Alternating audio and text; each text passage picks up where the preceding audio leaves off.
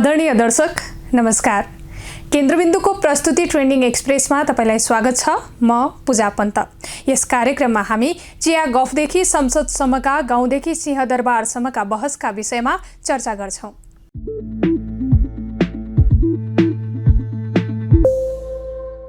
अर्थमन्त्री जनार्दन शर्माले पूर्वनासु रघुनाथ घिमिरेलाई बजेटमा राजस्व कर र भन्सारका दर मिलाउन राति अबेलासम्म प्रयोग गरेको समाचारले राजनीतिक र अन्य क्षेत्रमा खलबल मच्चियो। समाचार आए लगत्तै जेठ 31 मा प्रमुख प्रतिपक्षी एमाले संसद अवरुद्ध गर्यो। प्रमुख सचेतक विशाल भट्टराईले सीसीटीभी फुटेज सार्वजनिक गर्नुपर्ने र संसदीय समिति बनाउनुपर्ने माग राखे। नेता योगेश भट्टराईले पनि विशेष समय लिएर कडा मन्तव्य दिए। एमाले यसबारे अर्थमन्त्रीको जवाफ मात्रै मागेन, राजीनामा समेत माग्यो। अन्ततः संसदको कारबाही अघि बढ्न सकेन।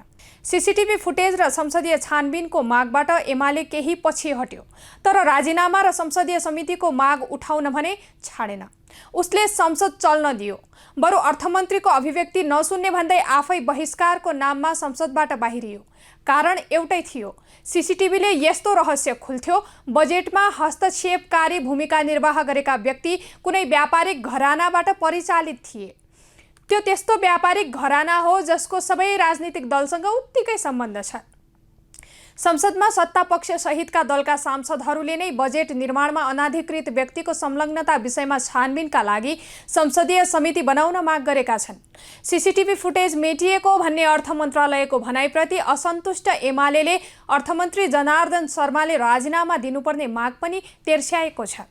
पूर्वनासु घिमिरेले तिनै व्यापारीको ललितपुर स्थित घरमा बसेर बजेटका मूलभूत विषय ड्राफ्ट गरेको चर्चा छ। जेठ 14 गते राति अर्थमन्त्रीले विज्ञका रूपमा पूर्वनासु घिमिरेसँगै प्रयोग गरेका सीए साप भनिएका व्यक्ति त्यही व्यापारिक समूहका फाइनान्स डाइरेक्टर थिए। उनी भारतीय नागरिक भएको उक्त घरमा अर्थमन्त्री शर्मा, अर्का वरिष्ठ मन्त्री र एक राज्यमन्त्री सहित ती व्यापारीको बाक्लो जमघट हुने गरेको बताइएको छ। उक्त भेटघाटमा अर्को व्यापारिक घरानाका दुईजना पनि नियमित पुग्ने गरेको चर्चा सुनिन्छ। बजेट तिनै घरानाका लाभमा केन्द्रित रहेको पाइएको बताइन्छ। सीसीटीभीले त्यसको यथार्थ छर्लङ्ग्याउने थियो। बजेट निर्माणमा विज्ञका नाममा विदेशी प्रयोग भएको सीसीटीभीबाट पुष्टि हुनु सरकारका लागि अनर्थ हुने थियो। त्यही भएर ती व्यापारी तत्काल उपल्ला राजनीतिक सहमतिको प्रयासमा लागि परे र सत्तारूढदेखि प्रतिपक्षीसम्म मिलाउन सफल भए।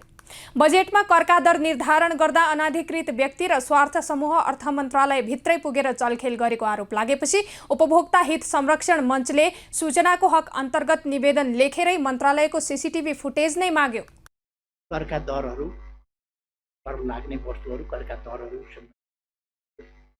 एचएस कोडको छनौट, त्यसमा करका दरहरूको घटाउने, बढाउने, लगाउने, थप्ने, अन्तशुल्क सम्बन्धी व्यवस्था, यी सबै चिज अत्यन्तै बदनियतका साथ भए, दुर्नियतका साथ भए।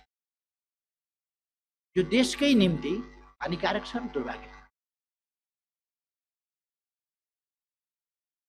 यो प्रश्न आएको छ कि अनधिकृत मान्छे राखेर बनाए। मैले अघि नै भने, मुर्राएको सुनियो, फर्काएको सुनियो। कौन सोध्ने? साधारण नागरिकले सोद्धाखेरि पनि कसैका घरको सम्पत्ति होइन बजेट भनेको, सम्पत्ति खेलाएको कुरा होइन बजेट बनाउने प्रक्रिया भनेको। त्यसको एउटा नियम थिति हुन्छ, त्यसका मर्यादा हुन्छन्। अनि राष्ट्रको बजेट यसरी अनधिकृत मान्छे राखेर सेटिङ गरिकन अनि कुन उद्योगका लागि के छुट दिनुपर्छ, अरू उद्योगलाई कसरी सुकाइदिनु, यो योजनाका साथ, प्लटिङका साथ यो काम भयो। आम रूपमा यो चर्चा आयो। गरिमामय संसदमा यो प्रश्न उठेपछि यसको समुचित जवाफ चाहिन्छ कि चाहिँदैन? अनि प्रश्न उठाउनेलाई धम्काउने, स्थिति हुनुपर्छ, स्थितिमा सरकार चल्नुपर्छ भन्नेलाई धम्काउने, मूल्य मान्यता अनुसार चल्नुपर्छ भन्नेलाई धम्काउने, उल्टै। अनि गृह मन्त्रालय माननीय गृहमन्त्रीज्यू यही गृह मन्त्रालयको अनिवार्य पालना गर्नुपर्ने सिसिटिभीको फुटेज र त्यसको डिलिट गर्ने कहिले कसरी गर्न पर्छ भन्ने कुरा सम्बन्धमा के निर्देशन छ? त्यो निर्देशन के सर्वसाधारण नागरिक सडकमा मकै पोल्नेले मान्न पर्ने कि सरकारले मान्नु पर्ने? सिसिटिभी के सडकमा मकै पोल्नेले मान्न पर्ने? अर्थ मन्त्रालयले मान्न नपर्ने? अर्थ मन्त्रीले मान्न नपर्ने? किन दिन्छु? दिन्न थियो नि त, दिन्न भन्ने बेलामा को तिनीहरू माग्नेहरू? तिनीहरूले मागे भन्दैमा दिनुपर्छ भन्ने बेलामा त थियो त सिसिटिभी थियो, अनि डिलिट किन? यत्रो गम्भीर प्रश्न उठिराखेका बेला सभामुख महोदय, यो त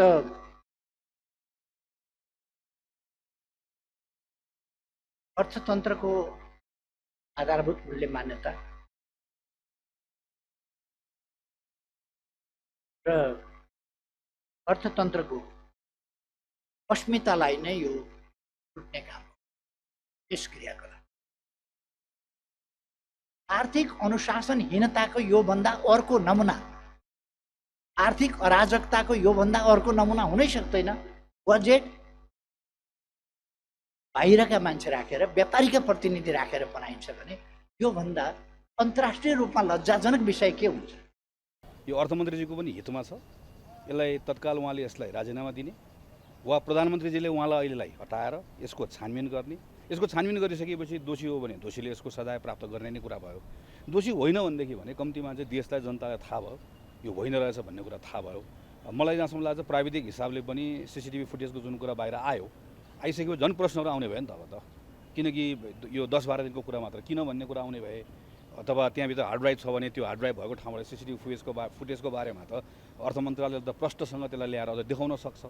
यो सबै कुराहरू उठिसके पछाडि अब यो कुरा यत्तिकै हामीले त अनौपचारिक ढङ्गले भनि पनि सकेका छौँ। अब आज संसदमा प्रमुख प्रतिपक्ष दलले पनि यो विषयलाई उठाएको छ। उहाँहरूको एउटा विषय रह्यो, आफ्नो ठाउँमा संसदको यसरी नै प्रयोग पनि गर्ने हो। तर यो सरकार सञ्चालन गरिरहेको दलको एउटा यहाँको सांसदको हिसाबले, जसले भर्खर हामीले बजेट पास गरेर आएका छौँ, यसमाथि प्रश्न उठिसके पछाडि अब यसलाई प्रधानमन्त्रीले नै, म यो अरू समिति पनि भन्दिनँ, प्रधानमन्त्रीले नै यसको एक्सनमा गएर कुरालाई अगाडि बढाउनुपर्छ भन्ने लाग्छ। हामीलाई प्रश्न गर्ने कुरामा त केही समस्या भएन, जति प्रश्न गरे पनि हो, उत्तर पनि दिन्छौँ नै होइन। तर प्रश्न गर्ने साथीहरूले पार्टी सभापतिलाई पनि प्रश्न गर्ने हिम्मत चाहिँ राख्नुपर्छ, त्यो हुती चाहिँ राख्नुपर्छ। पार्टीको विभाग बनाउनेदेखि लिएर सबै विधानले जिम्मा पार्टी सभापतिलाई दिने होइन। अनि पार्टी सभापति फेरौँ त भन्दै गर्दाखेरि होइन, पार्टी सभापति फेऱ्यो भने त पार्टी बर्बाद हुन्छ भन्ने, च्यान फालेर पार्टी सभापति बनाउने। अनि पार्टी सभापतिको कलमबाट हुनुपर्ने कुराहरू एउटा पनि निर्णय नहुँदै गर्दा पार्टी सभापतिलाई के पनि भन्न नसक्ने, अनि छेउछेउमा आएर चाहिँ युवाले पनि के गरेनन् भनेर भन्ने कुरा, त्यसमा पनि केही छैन। हामीले गर्ने कुराहरूको सन्दर्भ अझ योभन्दा बढी गर्नु पर्ला, योभन्दा बढी सच्याउनु पर्ला, योभन्दा बढी लाग्नु पर्ला, लाग्छौँ नै। तर यति चाहिँ के याद गर्नु पऱ्यो भने नेपाली काङ्ग्रेसको पार्टीको विधानका आधारमा बहुसङ्ख्यक कुराहरू जुन अहिले रोकिएको छ, यो सबै कुराहरूको प्रारम्भ पार्टी सभापतिले नगरिकन यो प्रारम्भै हुँदैन। जस्तो विभाग बनाउने कुरा होला, भातृ संस्था बनाउने कुरा होला, अनुशासन समिति बनाउने कुरा होला, संसदीय समिति बनाउने कुरा होला, यो सबैको प्रस्तावै कसले मात्र ल्याउनुपर्छ भने पार्टी सभापतिले मात्र ल्याउनुपर्छ।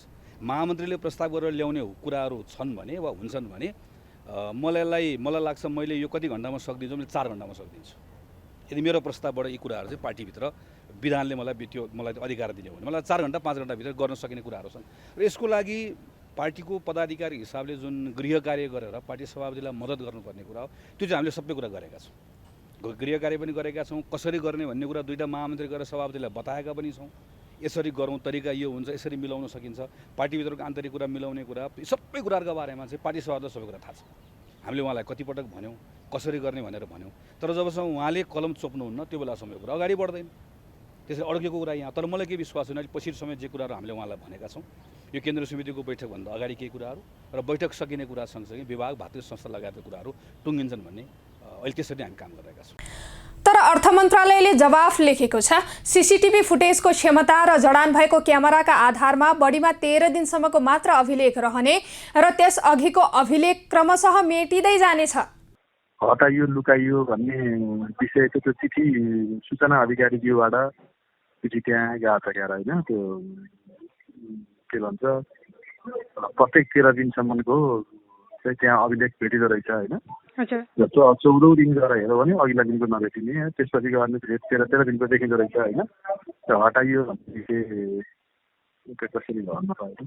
जब त्यो दिन सूचना चाहिँ त्यसरी आयो नि, त्यस्तो डिलिट हुँदै जान्छ भन्ने खालको चाहिँ हाम्रोमा जानकारी आयो नि। जस्तो अब त्यो चिठी आउँदै गर्दाखेरि त सूचना प्रविधि शाखाबाट त्यो चिठी आउँदा त सूचना प्रविधि शाखाले प्रशासन महाशाखालाई पठायो, प्रशासन महाशाखाले त मेरो महाशाखालाई पठाउँदा त सूचना अधिकारी मेरो महाशाखा अन्तर्गत पर्ने हुनाले मैले त उहाँलाई त चोक त लाउनै पर्यो। त्यहाँ त्यो खालको आइसकेपछि त्यो यस्तो स्थिति छ भनेदेखि त यो डाटा कहिलेसम्मको सुरक्षा राख्नुपर्ने हो, कति रहनु पर्ने हो, कार्यविधि के छ, क्षमता अभिवृद्धि गर्न के गर्न सकिन्छ भन्ने बारेमा सचिवज्यूहरू चिन्तित हुनुहुन्छ, मन्त्रीज्यू चिन्तित हुनुहुन्छ र एउटा कमिटी बनेको छ अहिले सूचना अधिकारीको नेतृत्वमा।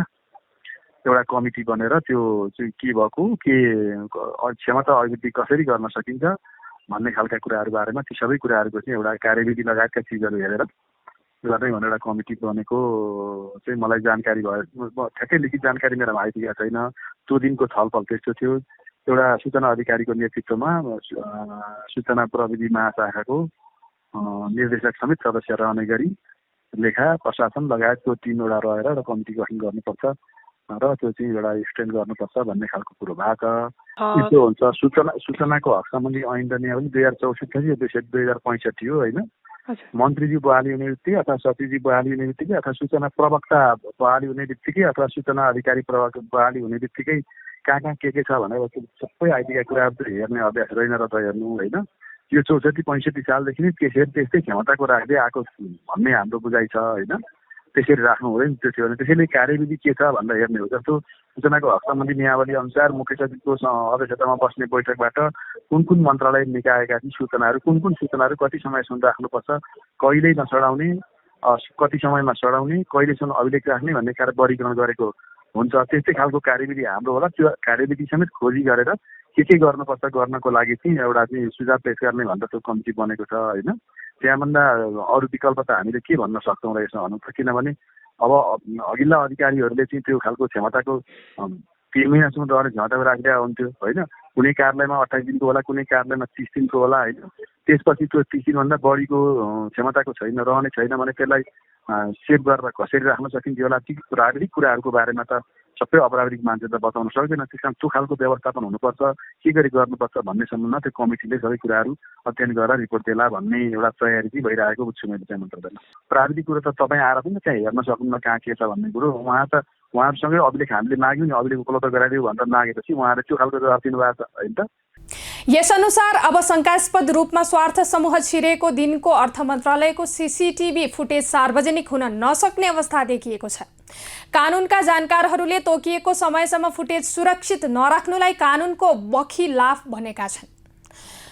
सरकारको सीसीटीभी जडान सम्बन्धी कार्यविधिले अर्थ मन्त्रालयलाई 13 दिनको मात्रै फुटेज अभिलेखमा राख्न छुट दिएको छैन। गृह मन्त्रालयले जारी गरेको सीसीटीभी जडान तथा सञ्चालन कार्यविधि विक्रमसम्म 2072 विक्रमसम्म 2075मा संशोधितले सार्वजनिक निकायले 3 महिनासम्म सीसीटीभी फुटेजको अभिलेख सुरक्षित राख्नुपर्ने व्यवस्था गरेको छ। फुटेजहरू अनुसन्धानको सिलसिलामा नेपाल प्रहरी सहित सरकारी निकायले माग गरेमा तुरन्त उपलब्ध गराउनु पर्ने र मोनिटरिङ रुमको सबै जवाफदेहिता सम्बन्धित निकायको हुने कार्यविधिमा व्यवस्था छ। ठुला केही सीमित मुठीभरका व्यापारी घरानाहरूलाई रिजाउने र उनीहरूलाई पोस्ने र बाँकी अन्य सबै उद्योग धन्दाहरूलाई डुबाउने खालको नीति बन्यो। करको दर रेटहरू कायम भयो। यो खेलमा जनार्दन मात्रै होइन, यसमा प्रचण्ड पनि जोडिएका छन् र शेरबहादुर पनि जोडिएका छन्। त्यसले गर्दा उनीहरूले एक्सन लिन सकेका छैनन् भन्ने कुरा हो। त्यसले गर्दा अब यो कुराको प्रतिदिन सत्य साबित हुँदै गयो र जब अर्थ मन्त्रालयले नै आफ्नो आधिकारिक रूपमै लेखेर सीसीटीभी फुटेज हरायो अथवा डिलिट भयो भनेर वक्तव्य निकाल्यो, अब चाहिँ यो गम्भीर अपराध साबित भयो। यो अपराध साबित भइसके पछाडि अब राजीनामाको विषय होइन, अब उसलाई बर्खास्त गर्ने मात्रै विषय होइन, अब उसलाई तत्काल बर्खास्त गरेर कानुनी कारबाही ल्याएर हतकडी लगाउनुपर्छ भन्ने हाम्रो माग हो र त्यो माग लिएर आज हामी पहिलोपल्ट यो विषयमा सडकमा आएका थियौँ। पूर्व प्रधान न्यायाधीश सुशीला कार्की, त्रिभुवन विश्वविद्यालयका पूर्व उपकुलपति केदार भक्त माथेमा र नागरिक अगुवा डाक्टर गोविन्द केसीले बजेट निर्माणमा अनाधिकृत व्यक्तिको संलग्नता नरहेको पुष्टि नगरे अर्थमन्त्रीले नैतिकताका आधारमा राजीनामा दिनुपर्ने माग गरेका छन्। उनीहरूले सोमबार संयुक्त विज्ञप्ति जारी गर्दै यस्तो माग गरेका हुन्। यस्तै सीसीटीभी फुटेजको माग गरेर उपभोक्ता हित संरक्षण मञ्च नेपालका जयप्रसाद पौडेलले अर्थ मन्त्रालयमा सूचनाको हकको प्रयोग गरेर निवेदन पनि दिएका थिए। उपभोक्ता हित संरक्षण मञ्चका महासचिव विष्णु तिमिल सिन्हाले भने मन्त्रालयले सूचना दिन इन्कार गरेकाले अब कानुनी बाटो समात्ने बताएका छन्। कुनै घटना भइहालेमा अनुसन्धानमा सहयोग पुग्ने आशयले गरिएको कानुनी व्यवस्था कुल्चिएर अर्थ मन्त्रालयले सीसीटीभी फुटेज सुरक्षित नरहेको जवाफ दिएको छ। उपभोक्ता हित संरक्षण मञ्चले 24 भदौ विक्रम सम्वत 2078 बेलुका 11 बजेदेखि 25 गते बिहान 6 बजेसम्म र 14 जेठ विक्रम सम्वत 2079 बेलुका 6 बजेदेखि 15 गते बिहान 6 बजेसम्मको सीसीटीभी फुटेज माग गर्दै सूचनाको हक अन्तर्गत निवेदन दिएको थियो। बजेट निर्माणमा अनाधिकृत व्यक्तिलाई प्रवेश दिएको भन्दै अर्थमन्त्री जनार्दन शर्माको राजीनामा मागेको प्रमुख प्रतिपक्षी नेकपा एमाले पनि संसदमै सीसीटीभी फुटेज सार्वजनिक गर्न माग गर्दै आएको थियो। सीसीटीभी फुटेज नजोडेमा वा अभिलेख सुरक्षित नराखेमा विद्युतीय कारोबार ऐन अनुसार कारबाही हुने गृह मन्त्रालयले जारी गरेको कार्यविधिमा उल्लेख छ। हवस् त आजलाई ट्रेन्डिङ एक्सप्रेस यति नै। केन्द्रबिन्दु टेलिभिजन हेर्दै र केन्द्रबिन्दु.com पढ्दै गर्नुहोला। नमस्कार।